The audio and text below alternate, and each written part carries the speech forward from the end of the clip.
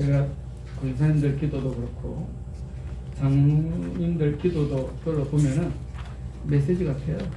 잘 정리하면은 현장에서 전도하는 복음 메시지 같아요. 그만큼 이제 목사님께 많이 훈련받고 교회에서 여러 가지로 말씀 복음 훈련을 잘 받았다 이 말이죠. 너무 감사하게 생각하고 그것을 하나님과 소통할 때만 쓸 게 아니고 사람에게도 잘 전달하는 2022년이 되길 바랍니다. 아멘. 2022년 우리 교회 신현교회 원단 메시지는 꿈을 꾸라 비전을 가지자 이 말이죠. 그걸 갖다가 그림을 그린다고 막 표현합니다. 우리가 어떤 응답을 받을 것이냐를 도와줘야 돼. 그림을 그리는 거예요. 아이들이 장래 희망에 대해서 그림을 그리잖아요. 그런 것처럼 그림을 그리자는 겁니다. 그래야 그 방향을 향해서 우리가 길을 잃지 않고 좌우로 치우치지 않고 걸어가는 거죠. 그 첫째가 우리 교회에 말씀이 풍성하게 임하도록. 그 말은 우리 성도들이 가 있는 모든 현장에서도 사람의 말이 아니라 하나님의 말씀 언약이 고백되도록 그렇게 하자는 말씀이고, 또 우리 렘넌트들이 일어나도록 하나님의 말씀으로 세워지도록. 물론 공부도 해야 되고 직장도 다녀야 되고 뭐 사회인으로서의 어떤 인성과 성품을 키우고 다 옳은 말인데 다 좋은데 거기에 하나님의 말씀 복음이 없으면 짐승 맞습니까? 그렇잖아요. 똑같아요. 짐승들 요즘 강아지 보면 옷도 입혀요. 그래 강아지를 갖다가 악이라 그래. 나는 무슨 악이라 그래서 진짜 애가 있나? 저 사람은 그게 아니고 강아지를 악이라 그러더라고. 밥도 사람 먹는 걸 먹어요 같이. 근데 뭐가 없어요? 복음이 없잖아요. 애가 짐승이지. 우리가 높은 자리에 올라가서 좋은 집에 살고 좋은 차를 타고 다니고 비싼 음식을 먹어도 복음을 모르면 짐승. 우리 자녀들이 그렇게 살면 안 될 거 아니에요. 또 하나는 하나님께서 우리를 현장으로 보내셨다. 그게 가정이든지 그게 직장이든지 뭐 군대라도 우리가 그냥 안 보내잖아요. 너는 군에 선교사다 이렇게 보내잖아요. 모든 현장이 하나님이 보내시는 거예요. 그러면 그 속에서 하나님의 복음운동, 사람 살리는 그게 하나님의 나라 맞습니까? 나라의 개념은 통치의 개념이에요. 하나님이 다스려요. 우리가 성경을 하나님과 마귀의 영적 전쟁 이렇게 표현하잖아요. 마귀에게 잡힌 자를 풀어놓아 다니게 하는 것이 복음 메시지예요. 그러면은 내가 현장에 가서 복음을 전해서 저 사람이 하나님 자녀 되었다. 그럼 승리한 거예요. 영적 전쟁 승리한 거예요. 하나님의 나라가 확장되어집니다. 그게 전도고 성경이에요. 원단 메시지 복음 본부의 원단 메시지를 듣고 보고 정리를 보니까 그냥 한 문장으로 표현을 하니까 하나님의 보좌, 이 천국 보좌, 보좌의 축복 그 말씀이더라고요. 나의 24 내게 보좌의 축복이 임해야 된다. 그렇지 않으면 현실 세상에서 썩는다. 맞죠? 그래서 좀 수준 있고 지식 있는 세계적인 사람들은 주로 가는 데가 그들 모이는 데가 있잖아요. 그 그룹에 끼기 위해서 뭐 어떤 분이 연구를 해봤더니 한국의 유명한 메가 철치 목사들도 거기 이름이 있더래요. 거기 안 끼면은 뭔가 조금 뒤에 있는 사람처럼 생각되기 때문에 정치인들도 경진들도 거기 들어가려고 굉장히 노력을 해요. 근데 좀 안 되는 사람은 어떻게 돼요? 예, 무당 찾아다니고 점쟁이 찾아다니고 그렇게 되는 겁니다. 우리가 진짜로 보좌의 축복, 삼위일체 하나님이 나와 함께 계시고 나는 하나님의 자녀라는 사실을 놓치면은 뭐 문제가 닥치면은 좌절합니다. 위기가 오면은 망합니다. 그런데 보좌의 축복을 누리고 나면은 문제라는 것이 문제가 안 된다는 거예요. 위기는 다 기회라는 거죠. 갈등은 나를 성장시키는 하나님의 방법이라는 거예요. 뭐가 되면요? 보좌의 축복을 누리고 있으면은 그 보좌의 축복을 누리면은 모든 사람 살리고 모든 현장 살리고 모든 일 속에서도 답을 내고 응답과 축복을 누린다. 그게 나의 24. 교회의 24는 역시 마찬가지. 교회도 보좌의 축복을 누리고 있으면은 문이 열린다. 하나님의 능력 주신다. 그래서 우리가 적어도 세계복음화를 위해서 헌금할 수 있는 빛의 경제도 축복하신다. 뿐만 아니라 치유운동도 서밋운동 일어난다. 실제 교회 안에서 성도들이 와가지고 아픔 상처를 가지고 왔는데 치유돼야 될 거 아닙니까? 아니 뭐 여기 와서 교회에서 정치 얘기하고 뭐 진보가 어떻고 보수가 어떻고 얘기하면은 싸움 나죠. 그래서 어느 날 목사님이 교회 근처에서 누굴 만났는데 그 동네 이사 오신 분 같아요. 리버스트 지역이 이제 서울 전역에서 이사를 왔기 때문에 그래가지고 큰 교회를 갔대요. 갔는데 목사님이 맨날 정치 얘기만 하는데 사실은 그렇지 않겠죠. 무슨 목사가 뭐 시작부터 뭐 그게 정치 모임이 아닌데 뭐 정치 얘기만 하겠어요. 근데 이번에 이제 그런 거 싫어하시는 거지. 그러니까 자꾸 정치 얘기하는 것처럼 들려요. 그래가지고 교회를 옮겨야 되겠다고 목사님 얘기하시더라는 거예요. 언제 입당하냐고. 큰 소리를 쳤는데 뭐 자꾸 날짜가 늦어져서 곤란하죠. 하여튼 그렇게 하는 거 아닙니다. 받은 상처가 교회와 치유되어지고 갈등도 치유되어지고 정신적인 문제도 치유되어지고 영적인 문제도 치유되어지고 그렇게 하려고 그러면 교회가 보좌의 축복을 누려야 된다는 거죠. 그러니까 우리가 성도들이 모여가지고 이런저런 얘기를 주고받잖아요. 주고받는데 아무개는 못 쓰겠더라고. 그 누구 집에 며느리는 그래가면 안 되겠다고. 그런 소리 하는 거는 치유가 아니에요. 우리가 복음으로 보면 뭐예요? 쟤는 좀 기도해야 되겠더라. 우리가 좀 기도하고 우리가 말씀을 좀 전달해 줘야 되겠더라. 이게 복음이잖아요. 흠보는 사람 별거 가지고 흠봅니다. 저 사람 옷을 왜 저렇게 입었어? 아니 나름대로 차려입고 나왔다니까요. 그럼 됐지. 자기 기준은 다르잖아요. 저도 제 기준이 있거든요. 제 기준이 있는데 그걸 갖다가 자꾸 왜 그래 옷 입냐 그러면 별로 기분 안 좋아요. 마음 상해요. 뭐 저보고 누가 그렇게 말하는 분은 없습니다. 목사님들도 저보고 옷을 왜 그렇게 입었냐 그런 말 하시는 분은 없는데 그렇다면은 기분이 상한다 이 말이에요. 그거는 보좌의 축복을 누리지 못해서 그래요. 나 스스로 상처가 치유되지 않았기 때문에 다른 사람을 자꾸 상처 주는 거예요. 그건 안 된다는 거죠. 뿐만 아니라 우리가 보좌의 축복을 누리면은 우리 렘넌트들도 후대들도 서밋이 되어진다. 리더가 되어진다. 뭐 꼭 정상까지 가야 되겠습니까?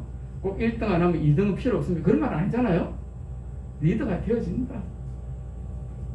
그래서 우리가 보좌의 축복을 잘 누리자 이 말인데 세 번째 강의도 역시 마찬가지더라고.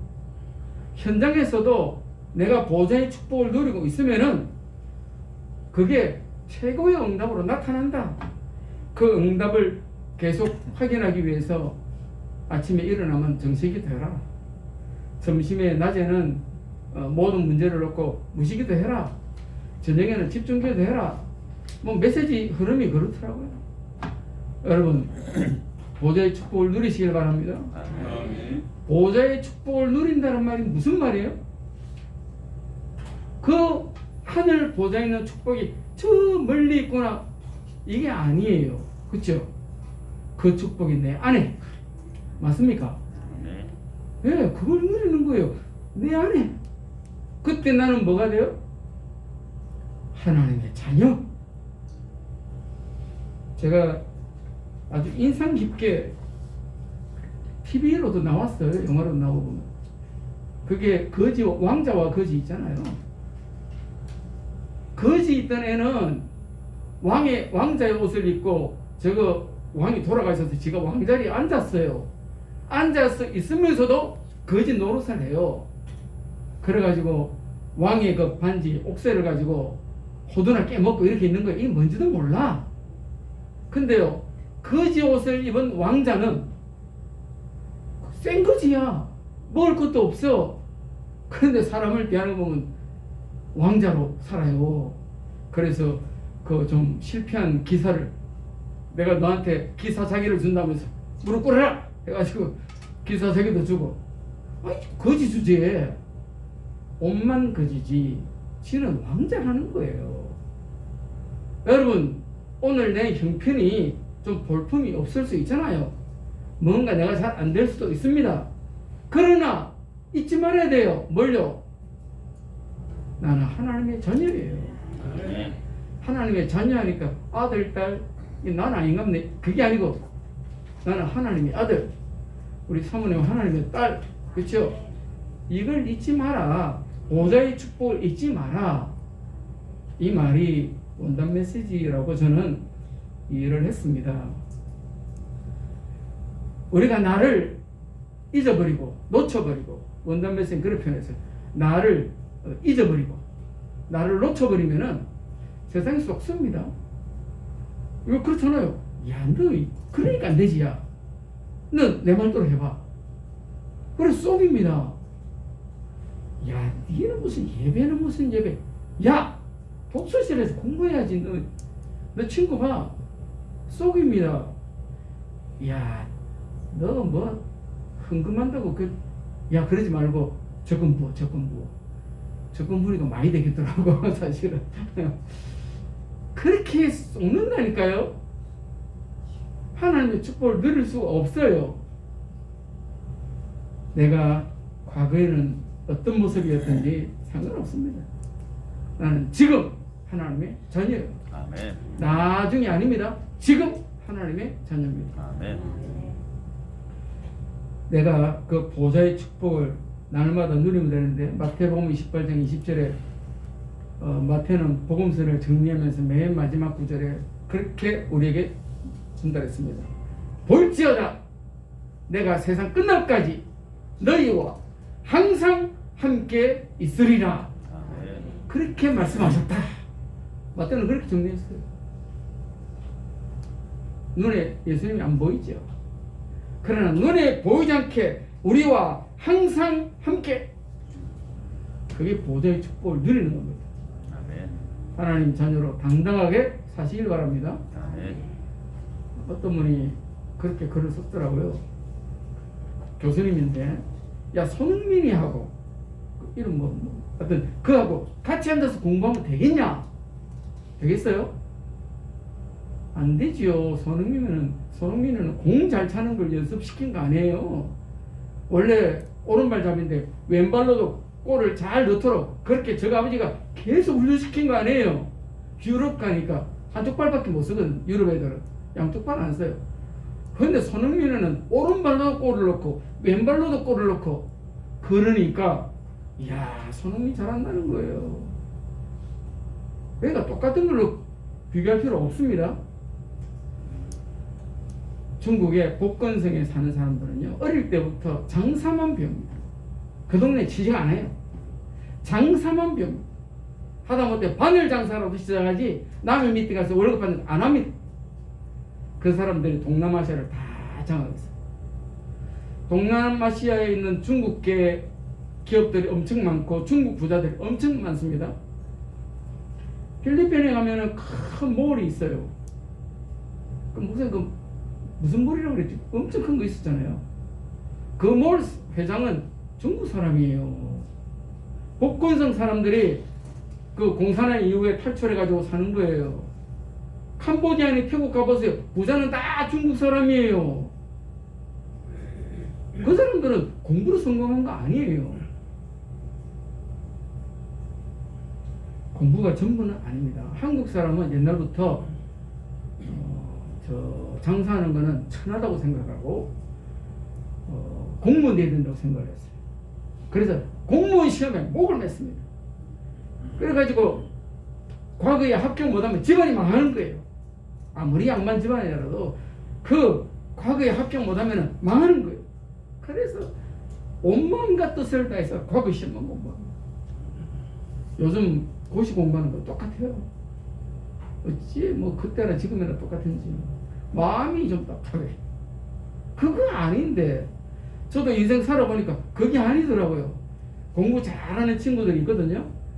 저도 이제 서울에 우리 고등학교 동기들이 좀 있는데 공부 잘하는 친구들 물론 뭐 사업하는 친구도 있지만 주로 교수돼 있어요. 교수 월급 가지고요 남한테 밥도 못 사줍니다. 그게 어떻게 성공이에요? 겉모습은 좋아요. 아이고 우리 아들 교수다 야. 그래 겉모습은 좋아요. 온 집안 식구들 모으면 밥값도 못 낸다니까요. 그게 무슨 성공이에요. 그래서 그런 걸 가지고 우리가 쏘면 안 됩니다. 하나님은 나와 함께 계시면 앞으로 내가 어떻게 될지 내 자녀들이 어떻게 될지 아무도 모르는 거예요. 비교할 필요 없어요. 그래서 어떤 분이 말하기를 한국 같으면은 빌 게이츠가 나왔겠냐? 나왔겠습니까? 아니 하버드 대학을 다니다가 1학년만 하고 때려쳐버렸는데 온 집안이 저놈 미쳤다 그럴 거 아니에요. 네? 그래가지고 차고에서 뚝딱뚝딱 하면서 나는 뭐 이런 거 개발할 거라고 미친놈이라고 그랬겠죠.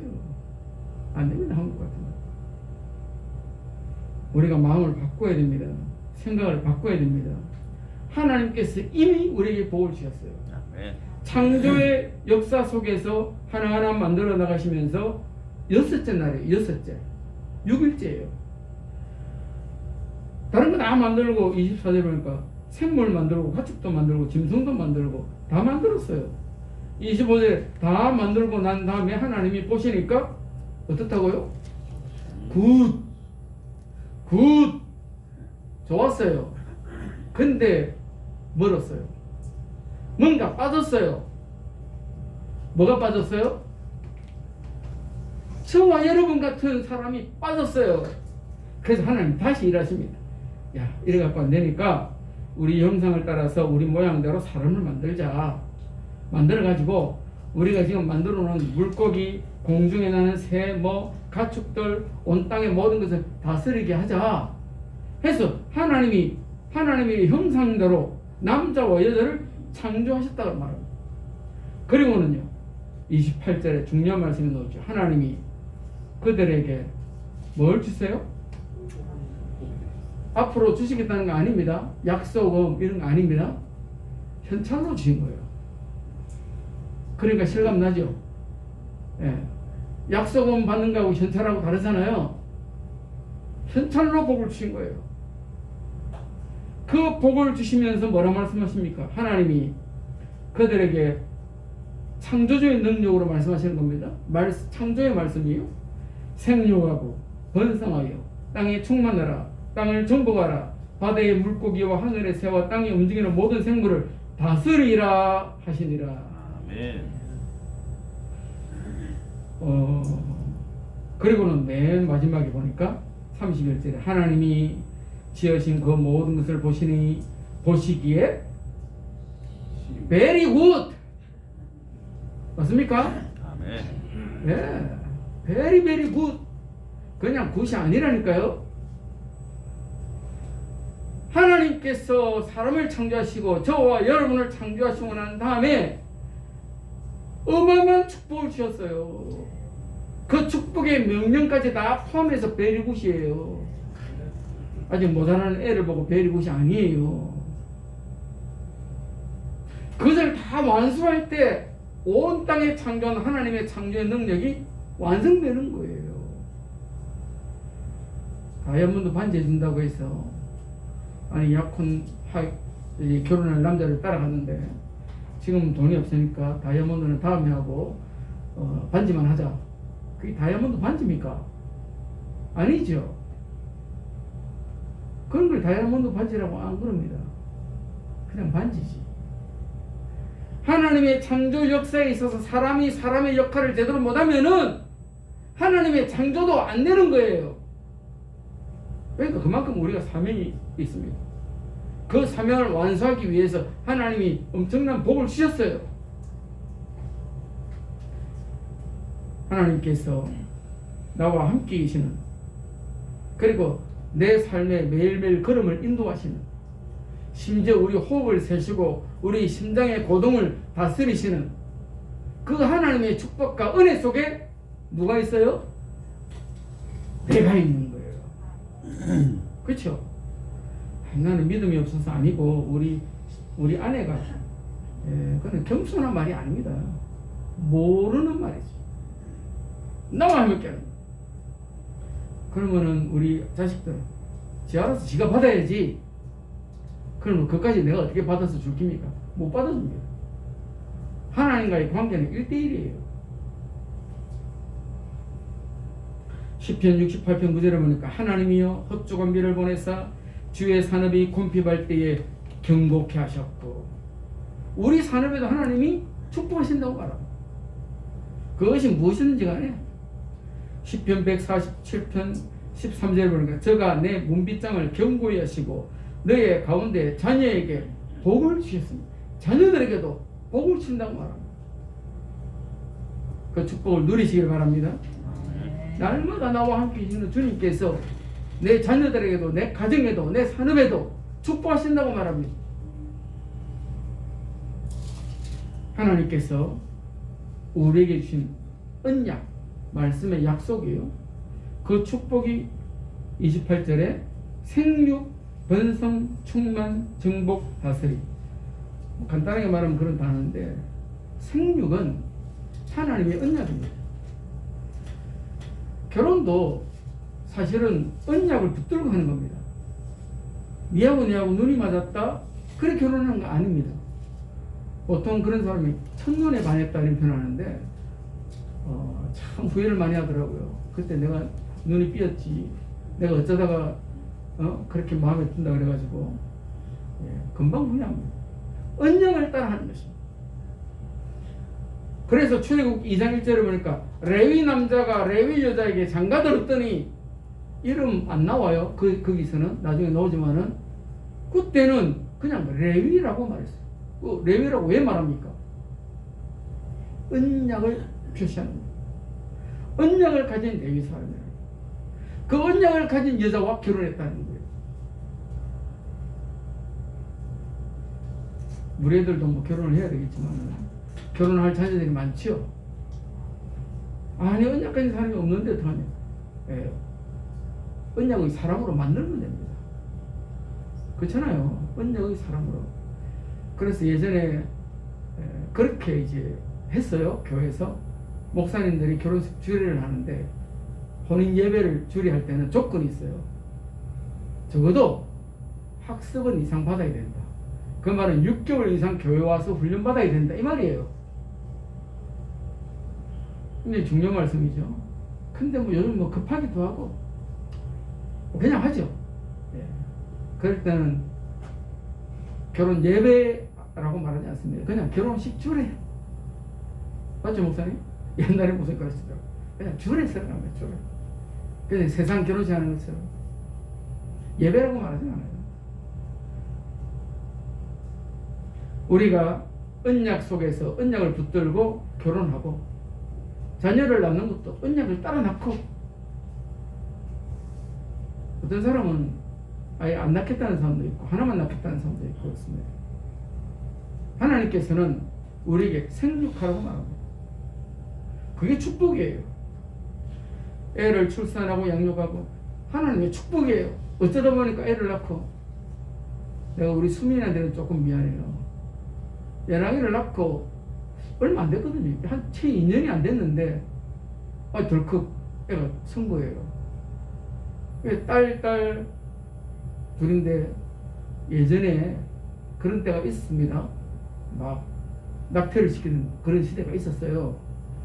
딸 둘인데 우리는 뭐 그때는 남자인지 여자인지 뭐 이런 걸 모를 때니까 그럼 뭐 아니 하나님이 생기게 하셨는데 낳아야지.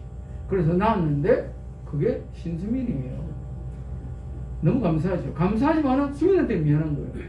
전혀 우리가 준비가 안 된 상태인데 보통 알기로는 한 2년 지나야 수태가 된다 그렇게 알고 있었거든요. 그래서 뭐 아직 안 됐겠지는. 그래도 수민이가 잘 자라고 뭐 부모의 욕심이 아니라 하나님의 은혜 속에 있구나라는 것을 제가 느끼게 그게 감사하지. 양육할 때도 니 때문에 내 인생 버렸다.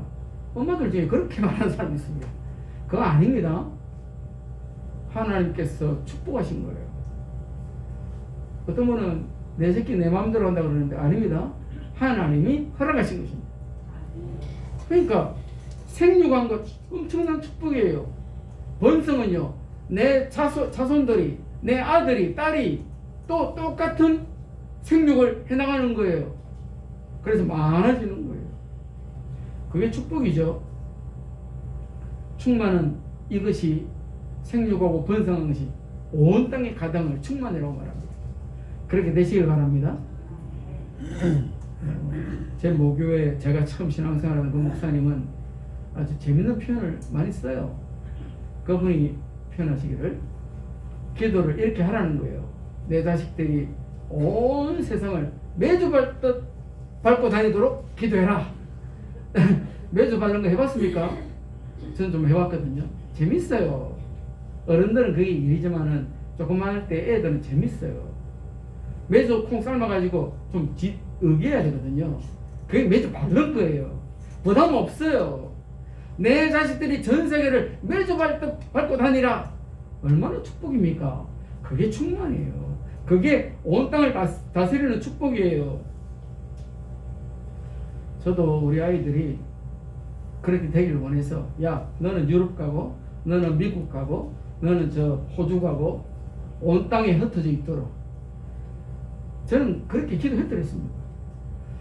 우리 사람이 옆에서 더 보태는데 그러면 나는 한 달은 유럽 가 있고 한 달은 미국 가 있고 한 달은 호주 가 있고 좋지요?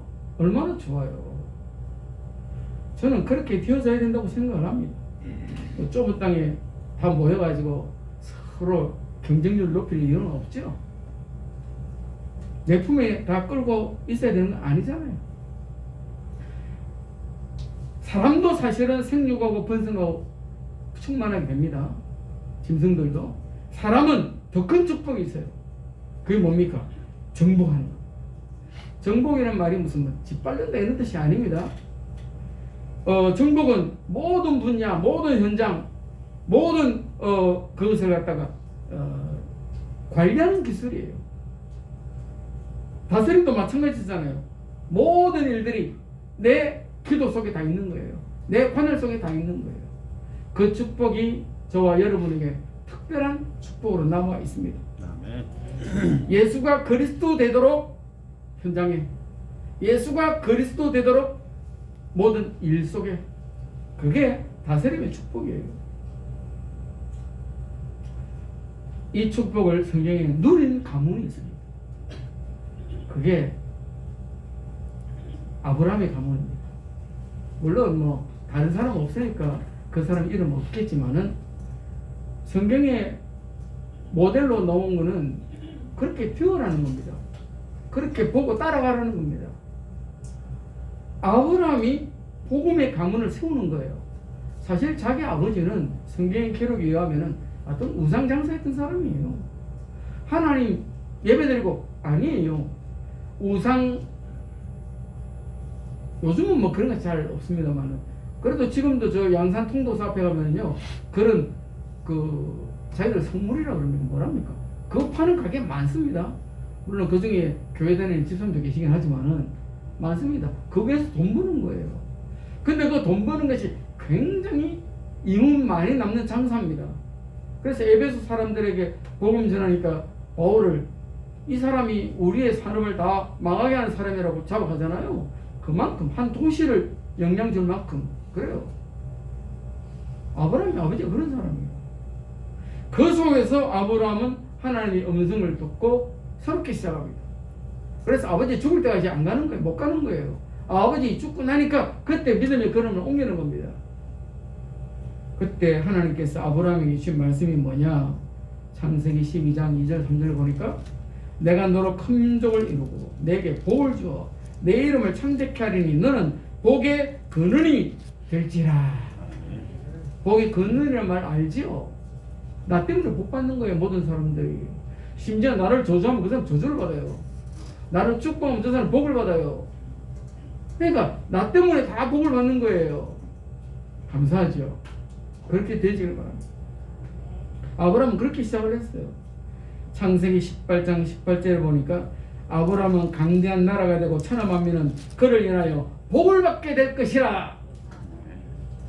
놀랍지요. 아브라함이 믿음으로 하나님이 언약을 붙들고 시작을 했는데 하나님이 내게 자손도 줄 거야. 하나님이 내게 땅도 줄 거야. 하나님 나를 축복하실 거야. 믿고 믿음의 걸음을 옮겼는데 가는 곳마다 복을 받았어요. 무슨 일만 있으면 도리가 역전되어서 축복이 됐어요. 믿으시길 바랍니다. 보통 우리가 문제 생기면 이제 큰일 났다 이러죠. 아닙니다. 하나님이 축복하실 시간표로. 그 아들 이삭이 복을 받는데 사실 이삭 하나 얻는 데만 해도 약속의 말씀을 25년 걸렸어요. 뭐 금방 하면 될 건데 안 하는 거예요. 하나님이 아브라함이 믿음에 설 때까지. 왜 그렇습니까? 이삭이 자라면서 아버지가 맨날 흔들리는 거 왔다 갔다 하는 거 보면은 이삭이 뭘 배우겠어요? 확실히 될 때까지 하나님이 시간표에서 기다리는 거예요. 결국 이삭을 주셨는데 창세기 25장 11절 아브라함이 죽은 후에 하나님이 그 아들 이삭에게 복을 주셨고 아버지로부터 그 축복이 아들에게까지 전달됐습니다. 창세기 26장 12절 13절에 보니까 이삭이 그 땅에서 농사를 지었는데 그 해에 100배나 얻었고 여호와께서 복을 주심으로 창대하고 왕성하여 마침내 거부가 되었다. 아브라함에게 언약 주셨던 그 축복이 그 아들에게까지 그대로 전달되었다. 그런 축복이 있으시길 바랍니다. 저는 우리 아버지가 맨날 저 1.4 때 피난민 그 배 타고 내린 거 그거 생각하면 마음이 아파요. 그리고 또 얘기를 들어보면 우리 아버지 7살 때 우리 할머니가 돌아가셨어요. 근데 더 어릴 때 우리 할아버지가 돌아가셨어요. 다시 말해서 7살 때 고아가 된 거예요. 물론 우리 아버님이 막내이기 때문에 한 20살 많은 누나도 있고 뭐 7살 좀 많은 형도 있고 있었는데 그것도 막내인데 고아가 됐어요. 그분이 누님 두 분하고 이제 어린 조카하고 같이 이제 그저도 편안 와서 그것만 있을 수 없으니까 부산으로 나와서 자리를 잡고 고생 많이 하셨어요. 제가 들어보면 참 고생 많이 하셨네 싶어요. 제가 초등학교 좀 어릴 때만 해도 보수동, 부산에 가면 보수동에 있는 그 게다리거리가 있거든요. 보수천 옆에 새벽마다 장사를 가시더라고요. 새벽 시장이 있어요. 새벽마다 일찍 가시고 갔다 오시면 한 10시쯤 돼요. 그러면 제가 우리 동생들 막내 동생은 여자는 어릴 때니까 없고 제가 라면 끓여서 동생들 주고 그렇게 살았어요. 근데 우리 아버님이 내 자녀를 다 대학 공부시켰어요. 저는 그것을 감사하게 생각하는데 저는 우리 형제들도 뭐 나름대로 다 역할을 다 합니다만 우리 자식들은 더 큰 복을 받으리라고 저는 그렇게 생각합니다. 왜 그렇습니까? 지혜비가 목사잖아요. 기도를 해도 한마디 더 할 거고 우리가 말씀을 받아도 한마디 더 받을 거고 저는 그렇게 믿습니다. 여러분이 믿음 안에 서 있으면은 누가 복을 받아요? 여러분의 후대가 복을 받아요. 언제까지요? 출애굽기 20장 10절에 보면은 20장 6절에 보면은 천대까지. 맞습니까? 아멘. 여러분 천대 뭡니다. 조선 왕조 500년인데 25대인가 밖에 안 됐죠. 천대 어마어마합니다. 그런 축복을 누리시기를 바랍니다. 이삭이 받은 축복을 야곱이 받은 축복을 요셉이, 엄청나죠. 그래서 구약 성경 창세기 읽어보면 우리가 흔히들 창세기를 이렇게 분석을 하면은 네 가지 사건, 내 인물 이렇게 나오잖아요. 그렇죠? 창세기 12장부터는 내 인물에 대한 메시지, 그 인물을 보고 하나님을 알아라는 거예요. 뭘 알아요? 우리가 하나님께서 주시는 언약을 따라가는 사람의 축복, 그 축복을 받으시길 바랍니다. 아멘. 여러분 믿음의 가문을 세우시길 바랍니다. 아멘. 여러분 믿음의 시조가 되세요. 아멘. 억울해하지 말고, 나는 왜 믿는 부모가 없었어? 맞습니다. 그 말이 맞는 말인데, 기도가 다 쌓이는 건데 나를 위해서 기도해주는 사람이 없었어. 맞는 말입니다. 근데 그렇게 한탄만 하지 말고 내가 내 후대를 위해서 놓고 기도하라 이 말입니다. 왜요? 우리 후대들이 천대까지 복을 받도록. 유대인들이 복음을 모르는 게 죄지요. 하나님 말씀 따라서 지금까지 오는 거예요. 그러니까 그 큰 위기 속에서도 응답과 축복을 누리잖아요. 유대인들이 뒤흔들면 경제도 흔들리고, 유대인들이 안 하면 과학도 발전 못하고, 참 억울합니다. 그런 면에서는 우리 조상들이 일찌감치 예수를 믿었으면 될 텐데 그걸 몰라가지고. 에베소서 3장 20절에 말합니다. 우리 가운데서 역사하시는 능력대로 우리가 구하거나 생각하는 모든 것에 더 넘치도록 능히 하실 이가 누구예요? 그리스도. 아멘. 우리가 그리스도 언약 붙들고 믿음 가운데 서 있으면 하나님이 이미 주신 복을 확인하게 될 것입니다. 아멘. 그 축복 속에 있게 되시길 바랍니다. 아멘. 기도하시겠습니다.